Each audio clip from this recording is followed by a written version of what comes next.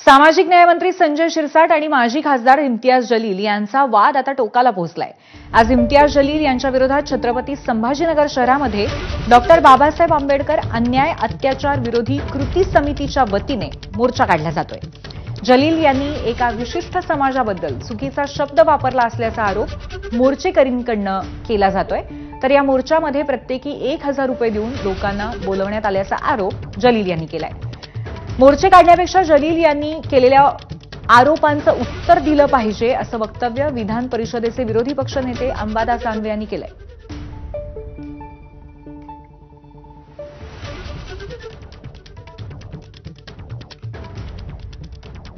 किसी ने मुझे बताया कि 1000 रुपये के हिसाब से लिया गया है मंत्री जी से कि साहब ज्यादा लोगों को लाना है, लोग आने के लिए तैयार नहीं है क्योंकि उनको मालूम पड़ गया है कि इस मुद्दे के अंदर कोई जान नहीं है और हम आपको बचाने के लिए आ रहे हैं।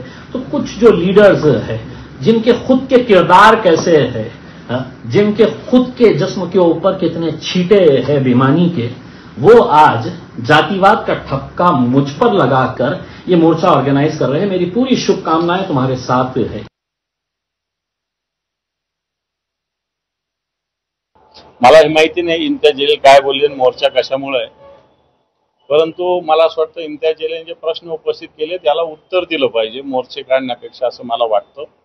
ठीक आहे, मोर्चे काढणं ज्याचा त्याचा लोकशाहीमध्ये अधिकार आहे, परंतु हे मोर्चे सार्वजनिक, आज दलितावर जे अन्याय होतात, सामाजिक न्याय विभागाचा निधी पळवला जातो, आदिवासीचा निधी पळवला जातो, याच्यावर मोर्चे झाले असते तर मला असं वाटतं जास्त आनंद झाला असता, आम्ही सुद्धा त्याच्यात सहभागी झालो असतो। पहलगाममध्ये 27 लोकांना मारूनही दहशतवादी पकडले गेले नाहीत। आपला चौकीदार आता बदलायचा का असा सवाल करत अबू आझमींनी मोदी सरकारवरती टीका केली आहे। जग प्रगती करत असताना मोदी सरकार मात्र मंदिर मस्जिद वादात अडकल्याचंही ते म्हणाले।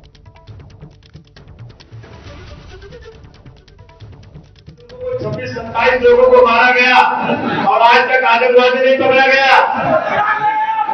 आप बताओ मुझे कि हमारा चौकीदार क्या कर रहा है? चौकीदार काम नहीं कर रहा है। चौकीदार बदल रहा है कि नहीं बदल रहा है? आप जाके बोलो, चौकीदार बदल रहा है कि नहीं बदल रहा है? सब इकट्ठा रहो। अमेरिका के प्रेसिडेंट पर आप राज नहीं कर सकते। हमारी सरकार ने घुटने टेक दिया।